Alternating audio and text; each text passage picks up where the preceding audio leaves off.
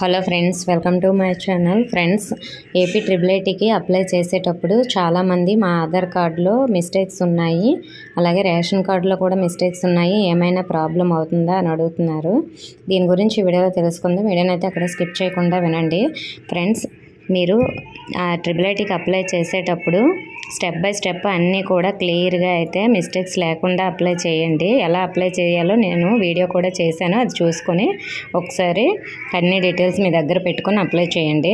మరి ఇప్పుడు మనం ట్రిపుల్ ఐటీకి అప్లై చేసేటప్పుడు కొందరికి ఆధార్ కార్డులో మనకి సర్నేమ్లో ఏదైనా స్పెల్లింగ్ మిస్టేక్స్, అలాగే డేట్ ఆఫ్ బర్త్ అలాంటివి కొన్ని మిస్టేక్స్ ఉంటాయి, అంటే రాంగ్ ఉంటాయి కదా.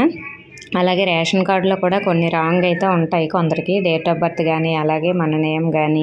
సో ఏవైనా స్పెల్లింగ్ మిస్టేక్స్ ఉన్నా, మన పేరెంట్స్ నేమ్స్ కానీ స్పెల్లింగ్ మిస్టేక్స్ ఉన్నా ఏమైనా ప్రాబ్లం అవుతుందా అనే డౌట్ అయితే ఉంది కదా.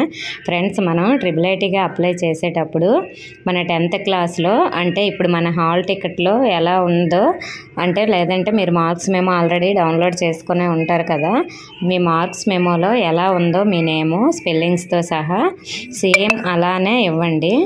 మీ ఆధార్ కార్డులో ఉన్నట్లు కానీ రేషన్ కార్డులో ఉన్నట్లు కానీ అస్సలు ఇవ్వద్దు. మీ 10thలో ఎలా ఉందో మనం అప్లై చేసేటప్పుడు కూడా అలానే మన డీటెయిల్స్ అన్నీ కూడా కరెక్ట్గా ఇవ్వాలి. మన 10thలో ఏ అడ్రస్ ఉంటే అదే అడ్రస్ ఇవ్వండి.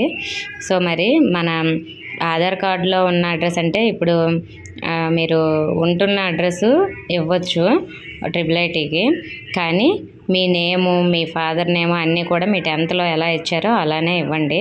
మరి ఈ మిస్టేక్స్ ఉన్నాయి కదా, మనకి ఏమైనా ప్రాబ్లం అవుతుందా కౌన్సిలింగ్ టైంలో అంటే మనకి అంతగా 1 or 2 స్పెల్లింగ్స్కి ఏం మిస్టేక్ అవ్వదండి. మన 10thలో ఉన్నవి సర్టిఫికేటును మన అప్లై చేసిన సర్టిఫికేట్ కరెక్ట్గా ఉందా లేదని చూస్తారు. అది నెక్స్ట్ మన ఆధార్ కార్డా కాదా అనేది చూస్తారు, అలాగే మన రేషన్ కార్డా కాదా అనేది చూస్తారు. సో మరి రేషన్ కార్డు దేనికంటే మనకి ఫీజు రియంబర్స్మెంట్కి ఎలిజిబులా కాదా అనే దానికోసం ఉండాలి. ట్రిపుల్ ఐటీకి అప్లై చేయడానికి సీట్ రావడం కోసం రేషన్ కార్డు అంత ఇంపార్టెంట్ కాదు, కానీ మీకు ఫీజు రియంబర్స్మెంట్ అమౌంట్ పడాలంటే, మీకు ఫ్రీగా చదువుకోవాలంటే రేషన్ కార్డు ఉండాలి కాబట్టి అడుగుతారు.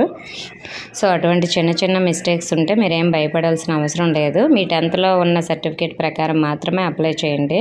సో మరి ఇంకా మీకు డాక్యుమెంట్స్ ఏమి ఉండాలన్నీ కూడా నేను ఆల్రెడీ వీడియో చేశాను, చూడండి. కొత్తగా మన ఛానల్ చూస్తున్నవారు సబ్స్క్రైబ్ చేసుకొని పక్కన ఉన్న బెల్ ఐకాన్ ఆల్ అనే ఆప్షన్లో పెట్టుకోండి. అలాగే మీకు ఏవైనా నోటిఫికేషన్ రూపంలో రాకపోతే నేను పెట్టే వీడియోస్ మన ఛానల్లోకి వెళ్ళి చూడండి, కొత్తగా ఏమైనా వీడియోస్ పెట్టానేమోనని. ఇన్ఫర్మేషన్ ఇస్తే వీడియోని తప్పకుండా లైక్ చేసి మీ ఫ్రెండ్స్కి కూడా షేర్ చేయండి. మన ఛానల్ సబ్స్క్రైబ్ చేసుకోండి. Thank you for watching.